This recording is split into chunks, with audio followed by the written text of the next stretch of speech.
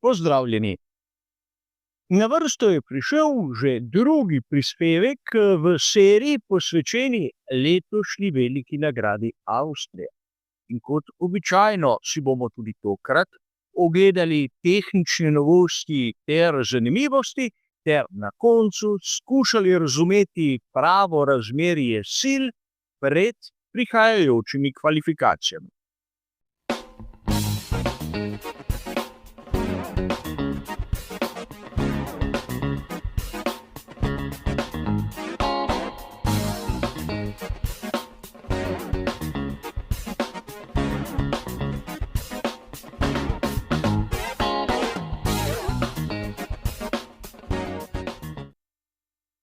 Kot ste verjetno razumeli že iz samega uvoda, najprej se bomo danes posvetili tehničnim novostim, nato si bomo ogledali nekaj zanimivosti in na koncu posvetili trenutek ali dva še ugibanju o pravem razmerju sil glede na prihajajoče kvalifikacije. Pomagali si bomo, kot ponavadi, s tistimi rezultati iz prvega in predvsem drugega prostega treninga. Ampak začnimo z tehničnimi novostmi, kjer se bomo, kot ponavadi, oprli na tisti uradni dokument, ki ga je izdala FIA. In začeli bomo pri McLarenu, kjer lahko vidimo spremembe tako na prednji kot na zadnji premi. In na prednjih obesah lahko vidimo, da so pri McLarenu spremenili aerodinamično podobo. Ne gre toliko za mehansko prilagajanje modela MCL39, kot za spremembo oblike tistih trikotnih nosilcev, torej podobno kot smo videli že v prejšnjih velikih nagradah, so spremenili obliko tako imenovane kože iz oblikovih vlak. Ampak tudi so malce popravili profile, na primer na zavornih košarah, kar vse vpliva na lepši pretok zračnega toka tam na prednjem delu. Ampak na zadku lahko beremo po dokumentih, da imajo pri McLarenu spremenjeno zadnjo premo, kjer so premaknili sidrišča, torej tudi iz mehanskega vidika na zadnjem delu McLarena MCL39 spremembe, ki so v teoriji morda podobne tistim, ki smo jih videli pri Mercedesu že v Imoli, ampak ki so prišle malce bolj do izraza na zadnji veliki nagradi Kanade. A videli bomo, kako bodo uspešni in kako bodo zadeve delovali. Pri skuderiji Ferrari smo videli po dokumentih, da so pripravili kompletno novo dno. In čeprav sem tu omenil samo dno, je treba povedati, da je ta element modularen, zato gre v resnici za 4 ločene spremembe.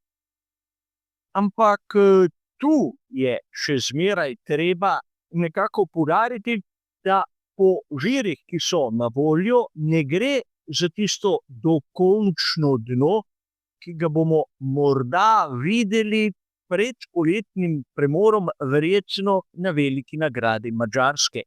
Gre za neko vmesno stopnjo, vsaj tako nam je dano vedeti, in govori se, da nova zadnja prema bo prišla na dan nekje tam okrog velike nagrade Belgije in ne velike nagrade Velike Britanije.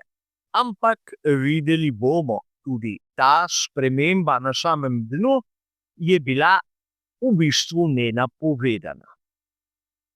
A treba je tu poudariti, da tudi pri Red Bullu so naredili spremembo na dnu, ampak bistveno manjšo. Samo tam pri zadnjih kolesih spremembe na robu. In to bi lahko interpretirali na različne načine. Sam vidim, da skušajo pri ekipi iz Milton Keynesa nekako izboljšati stabilnost zadka. Namreč verjetno so tako sledili tistim napotkom Maxa Verstappena, da so na koncu napravili ekstremni bolid, ki skorajda ni več vodljiv. Zato takšna sprememba, ki lahko po svoje zadeve naredi tudi nekoliko lažje. Ampak spremembe imamo tudi pri tovarniški ekipi Mercedes. In gre za dve specifični spremembi, ki prideta do izraza prav tu na progi v Avstriji. Namreč znano je, da na progi v Spielbergu so običajno temperature visoke. In vidimo, da pri Mercedesu so spremenili tako vhodni kot izhodni reži na prednjih zavornih košarah. Torej, pomagajo si pri hlajenju prednjih zavor in seveda kot druga velika sprememba je seveda tista na samem pokrovu pogonskega sklopa, ki bi moral omogočiti boljše hlajenje. In tu se lahko začnemo spraševati, ali ima res Mercedes težave z hlajenjem. Videli smo v preteklih velikih nagradah, da so imeli določene težave z nosljivostjo in morda sedaj z temi manjšimi popravkami, ki skušajo zadeve spraviti nekako v red. Imamo seveda poleg tistih 4 glavnih ekip še 2, ki imata uradne popravke, in prva je Racing Bulls. Imamo spremembo na prednjem aerodinamičnem stabilizatorju, kjer so spremenili konfiguracijo pomožnih profilov. In na zadnjem aerodinamičnem stabilizatorju so tudi na profilih napravili popravke v sami obliki, torej pri ekipi iz Faence skušajo dobiti neke vrste aerodinamično uravnoteženost. In ne smemo pozabiti na Aston Martin. Imamo zopet spremembe na dnu, ampak samo tam na zunanjem robu, kjer se skuša povečati učinkovitost stalnega efekta, in seveda zadnji aerodinamični stabilizator je tudi tu dobil malce drugačno obliko. In tu bi rad poudaril, da kar se tiče tistih uradnih sprememb, je to vse, kar je razvidno iz dokumentov. Ampak imamo še 2 zanimivosti. In prva je vezana na skuderijo Ferrari. Na vaših ekranih je graf sprememb, ki so vplivale na celoten performans bolida Formule 1. Torej, ne gre za tiste spremembe, ki so bile specifične za določeno progo ali pa ki jih je zahtevala nova tehnična direktiva. In če pogledamo na veliki nagradi Avstrije, je Ferrari ekipa, ki vodi.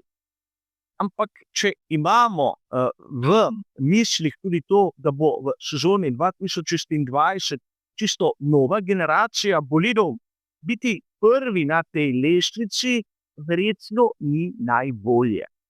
Namreč to pomeni, da določeni resursi so bili odmaknjeni od tistega bodočega projekta, ampak smo komaj pri 11. dirki na letošnjem koledarju. Videli bomo, kaj se bo zgodilo do konca, ampak če gre verjeti govoricam, popravkom pri Ferrariju ni še konec. In druga tabela, ki se mi zdi prav tako zanimiva, je tista, ki kaže situacijo glede pogonskih sklopov, sicer pred začetkom vikenda za veliko nagrado Avstrije. Pustimo sedaj pri strani, da so nekateri vozniki že bili v navednicah kaznovani. Rad bi vašo pozornost usmeril k McLarenu, ki ima skoraj v vseh rubrikah izjemno nizke številke.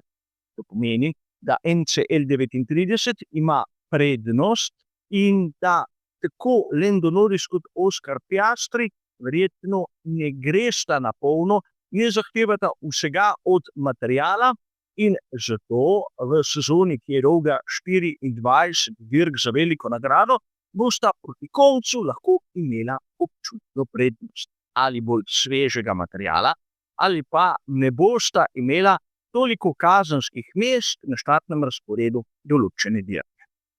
A videli bomo skupaj. Sedaj pa je prišel čas, da si ogledamo tudi, kakšno bi lahko bilo pravo razmerje sil pred prihajajočimi kvalifikacijami, seveda.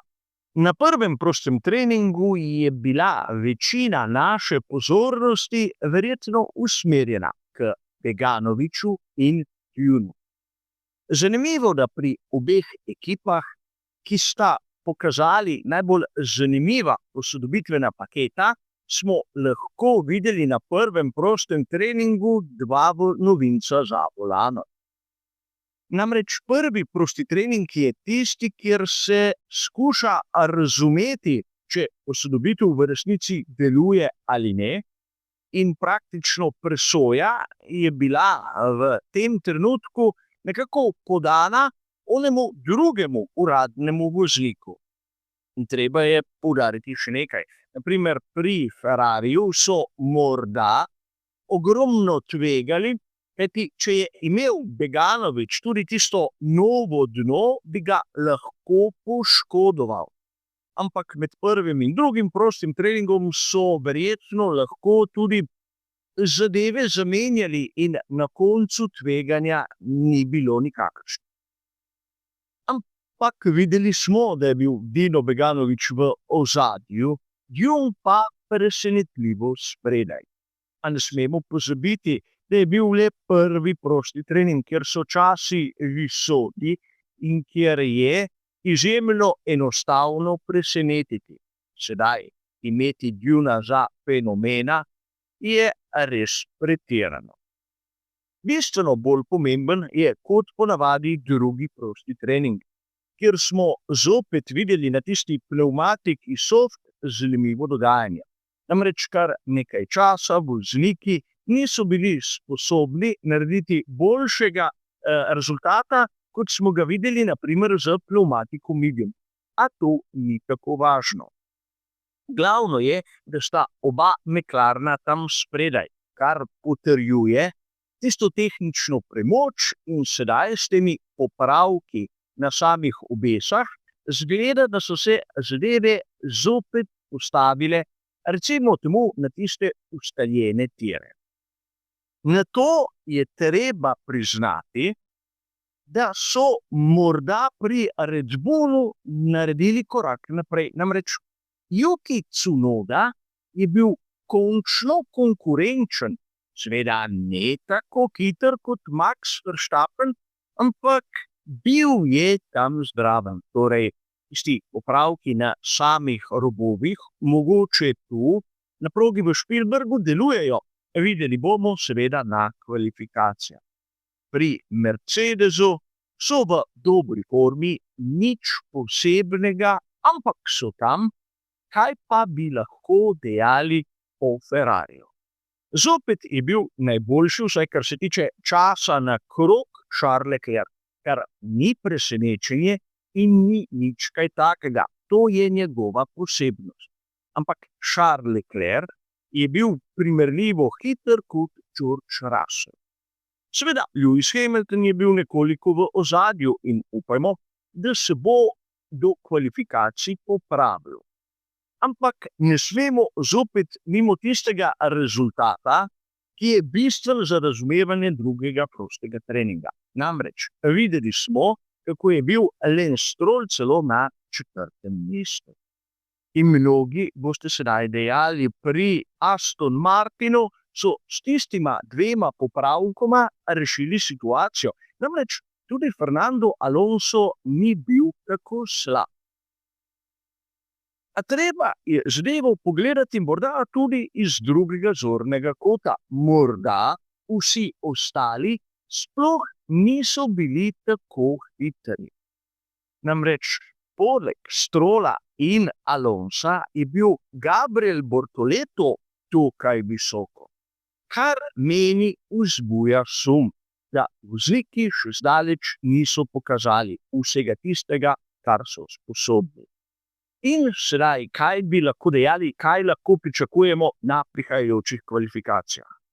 Seveda tam spredaj oba McLarena in Maxa Verstappena, ki bi se lahko urinil med njiju. Nato dvoboj med Mercedesom in Ferrarijem. Aston Martin bi lahko bil tista peta sila na štartnem razporedu, ampak tokrat ne smemo pozabiti na Yukija Tsunodo, ki bi se moral vsaj na domači dirki za Red Bull prebiti minimalno v Q3. Seveda gre za mojo osebno videnje, za mojo osebno napoved in videli bomo že v zadnjem briefingu, ali sem imel prav ali ne. Ampak za danes bo to vse. Hvala za vašo pozornost in nasvidenje.